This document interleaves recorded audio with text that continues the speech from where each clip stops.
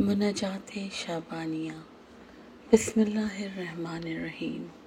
اللہم صلی علی محمد وآل محمد وعجل فرجہم۔ میری دعا سن جب میں تجھ سے دعا مانگوں، میری ندا سن جب میں تجھے پکاروں، اور میری طرف متوجہ ہو جب میں تجھ سے راز و نیاز کروں۔ یقیناً میں تیری طرف بھاگ کر آ گیا ہوں اور تیرے حضور کھڑا ہوں، اس حالت میں کہ تیری بارگاہ میں بیچارہ اور تضرع و زاری کرنے والا ہوں، اس امید کے ساتھ کہ تجھ سے ثواب نہیں ہو جائے۔ اور تو میرے دل سے آگاہی رکھتا ہے، میری حاجت سے باخبر ہے، اور تو میرے ضمیر کو جانتا ہے۔ تجھ پر مخفی نہیں ہے میرا انجام کار اور میری قرارگاہ، اور وہ جو کچھ کہنے کا ارادہ رکھتا ہوں، ہر وہ مطلب کہ جسے میں زبان پر لانا چاہتا ہوں، اور وہ شے کہ جس کا اپنی عاقبت کے لیے امیدوار ہوں۔ تو جانتا ہے میرے آقا، یقیناً تیرے مقدرات مجھ پر حاوی ہیں، اس میں سے جو کچھ بھی مجھ سے میری آخری عمر تک سرزد ہوگا، میرے ظاہر و باطن سے اور تجھی سے ہے، نہ کہ تیرے سوا کسی اور سے۔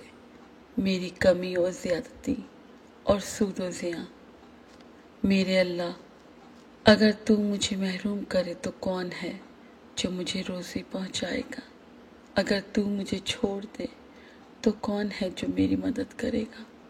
اے اللہ، میں پناہ مانگتا ہوں تیرے غضب سے اور تیرے نزول حشم سے۔ اے میرے اللہ، اگرچہ میں تیری رحمت کے لائق نہیں ہوں، لیکن تو سزاوار ہے کہ اپنے بے پایاں فضل و کرم سے مجھ پر جود و بخشش فرما۔ اے میرے اللہ، گویا میں تیری بارگاہ میں کھڑا ہوا ہوں، تیری ذات سے میرے حسن توکل نے مجھ پر سایہ کیا ہے، بس جو تیری ذات کے شایع ہے تو نے اسے انجام دیا ہے، اور تو نے مجھے اپنی درگزر اور چشم پوشی میں نہال کر دیا ہے۔ اے میرے اللہ، اگر تو نے معاف کر دیا ہے تو تجھ سے بڑھ کر ہے بھی کون، اور اگر میری اجل نزدیک پہنچی ہے اور میرے عمل نے مجھے تیرے نزدیک نہیں کیا ہے، بس بے شک میں اقرار گناہ کو تیری بارگاہ میں وسیلہ قرار دیتا ہوں۔ اے میرے اللہ، میں نے اپنے نفس کی نگہداری میں اس پر سختی کی ہے، اگر پھر بھی تو نے نہ بخشا تو وائے ہے اس کی حالت پر۔ میرے اللہ، میرے ایام زندگی میں مجھ پر تیرا کرم جاری ہوا ہے، بس میرے ایام موت میں مجھ سے اپنا احسان منقطع نہ کرنا۔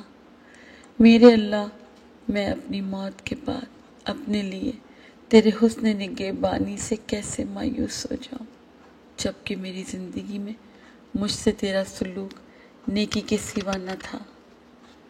میرے اللہ، میرے معاملے کو اس طرح سے اپنے ذمے لے لے کہ جیسے تیرے شایان ہیں۔ تو اپنے فضل و کرم سے مجھ پر رحم فرما کہ میری حالت اس گناہ گار کسی ہے جسے اس کی جہالت گھیرے ہوئے ہے۔ میرے اللہ، حق تو یہ ہے کہ تو نے میرے گناہوں کو اس دنیا میں چھپایا ہے، اور میں آخرت میں ان کے چھپائے جانے کا زیادہ حاجت مند ہوں، چونکہ تو نے میرے گناہوں کو اپنے نیک بندوں میں سے کسی ایک پر بھی ظاہر نہیں کیا، بس روز قیامت بھی مجھے لوگوں کے سامنے رسوا نہ کرنا۔ میرے اللہ، تیری بخشش نے میری آرزو کو بڑھا دیا ہے، اور تیرے عفو نے میرے عمل پر برتری حاصل کر لی۔ میرے اللہ، اس دن جب تو اپنے بندوں کے درمیان فیصلہ کرے تو مجھے اپنی لقاء سے شادمان کر دینا۔ میرے اللہ، تیری بارگاہ میں میرا عذر لانا اس شخص کی طرح ہے جو اپنا عذر قبول ہونے سے بے نیاز نہیں ہے، بس میرا عذر قبول فرما، اے بہت زیادہ رحم کرنے والے۔ کہ جس کی بارگاہ میں گناہ گار عذر خواہی کرتے ہیں۔ میرے اللہ، میری حاجت کو رد نہ کرنا اور میری آرزو کو نا امیدی سے ہمکنار نہ کرنا۔ میری امید و آرزو کو اپنی ذات سے منقطع نہ کر۔ میرے اللہ، اگر تو میری خواری کا ارادہ رکھتا تو مجھے ہدایت سے سرفراز نہ کرتا، اور اگر مجھے رسوا کرنے کا ارادہ ہوتا تو مجھے معاف نہ کرتا۔ میرے اللہ، مجھے گمان نہیں کہ تو مجھے اس حاجت سے محروم کر دے گا۔ یقیناً تجھ سے اپنی حاجت کی طلب میں نے اپنی عمر صرف کر دی ہے۔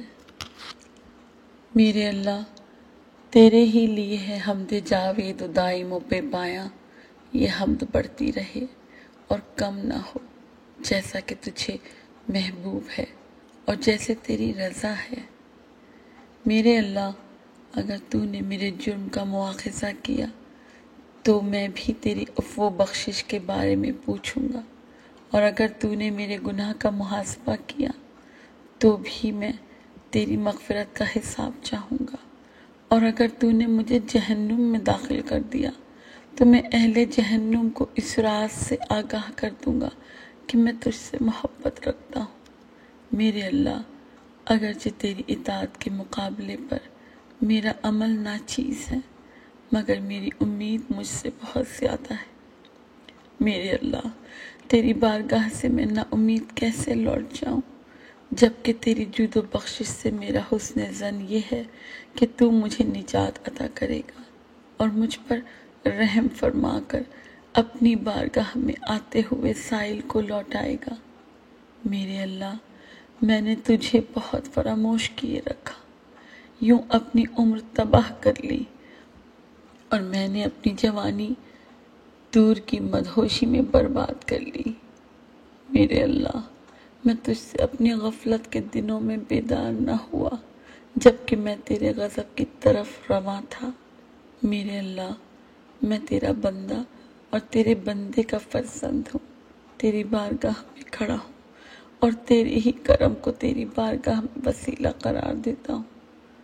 میرے اللہ، میں وہ بندہ ہوں کہ ان پست اعمال سے بیزار ہو کر تیری بارگاہ میں آیا ہوں، جو میں تیرے حضور میں قلت حیا کی وجہ سے بجا لایا ہوں۔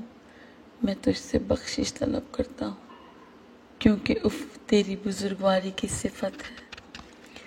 میرے اللہ، میں معصیت سے لوٹ آنے کی سکت نہ رکھتا، مگر اس وقت جبکہ تو نے اپنے عشق و محبت سے مجھے بیدار کر دیا اور میں اس طرح سے ہو گیا جیسے تو نے ارادہ کیا، بس تیرے کرم میں اپنے ورود پر میں شکریہ بجا لاتا ہوں، اور غفلت کی پلیدگیوں سے جو تو نے میرے دل کو پاک و پاکیزہ کر دیا ہے اس پر بھی تیرا شکر ادا کرتا ہوں۔ میری پناہ میری طرف ایسی نظر کر جیسی تو اس کی طرف کرے کہ جسے تو نے خود ندا دی اور اس نے لبیک کہا ہو، اور جس سے تو نے اپنی استعانت سے کچھ چاہا ہو اور اس نے تیری اطاعت کی ہو۔ اے وہ قربت کے جو اپنے عاشق سے دور نہیں ہوتی، اے وہ جود و کرم کہ جو اپنے ثواب کے امیدوار سے بخل نہیں کرتا۔ میرے اللہ، مجھے ایسا دل عطا فرما کہ جس کا شوق تجھ سے نزدیک کر دے، اور ایسی زبان عنایت فرما کہ جس کی صداقت مجھے تیری طرف بلند کر دے، اور ایسی نظر کہ جس کی حقیقت تیرے قرب سے سرفراز کر دے۔ میرے اللہ، جو تیرے وسیلے سے پہچانا گیا وہ ناشناس نہ رہا، جس نے تیری پناہ لی وہ خوار نہ ہوا، اور جس کی طرف تو نے توجہ کی کسی اور کا غلام نہ ہوا۔ میرے اللہ، جس نے تیرے وسیلے سے راہ ڈھونڈی اس نے روشنی پالی، جس نے تیری پناہ طلب کی اس نے پناہ پالی، اور میں تیری پناہ میں آتا ہوں۔ اے میرے اللہ، بس اپنی رحمت سے میرے حسن ظن کو نا امید نہ کر اور اپنی عنایت کو مجھ سے پوشیدہ نہ رکھ۔ میری پناہ مجھے اپنے دوستوں میں سے اس جیسا بنا کہ جو تیری محبت زیادہ ہونے کی امید رکھتا ہو۔ میرے اللہ اپنے ذکر کے وسیلے سے، اپنے ہی ذکر سے عشق و شائستگی عطا فرما۔ میرے اللہ تجھے تیری ہی قسم کہ مجھے اپنے اہل اطاعت کے مقام سے ملحق فرما اور اپنی رضا و خوشنودی سے مقام صالح عطا فرما۔ یقیناً نہ میں اپنے نفس کا دفاع کر سکتا ہوں اور نہ میرا فائدہ میرے ہاتھ میں ہے، بس میرے اللہ میں تیرا بندہ ناتواں، گناہ گار اور تیرا غلام نائب ہوں۔ پھر تو مجھ سے ایسا جیسا قرار نہ دے کہ جس سے تو نے رخ پھیر لیا اور جس کی غفلت نے اسے تیرے عفو و بخشش سے جدا کر دیا۔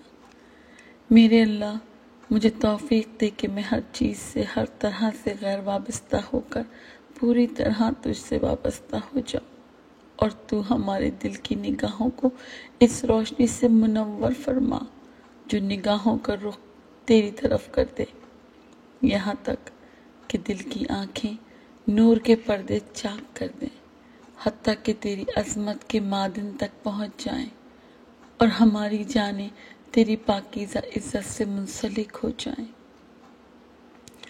میرے اللہ مجھے اس جیسا قرار دے کہ جسے تو نے ندا دی اور اس نے تجھے لبیک کہا اور تو نے اس کی جانب نظر کی تو وہ تیری ہیبت و عظمت کے سامنے بے ہوش ہو گئی، بس تو نے اس سے خلوت میں راز کی بات کہی اور اس نے جلوت میں تیرے لیے عمل کیا۔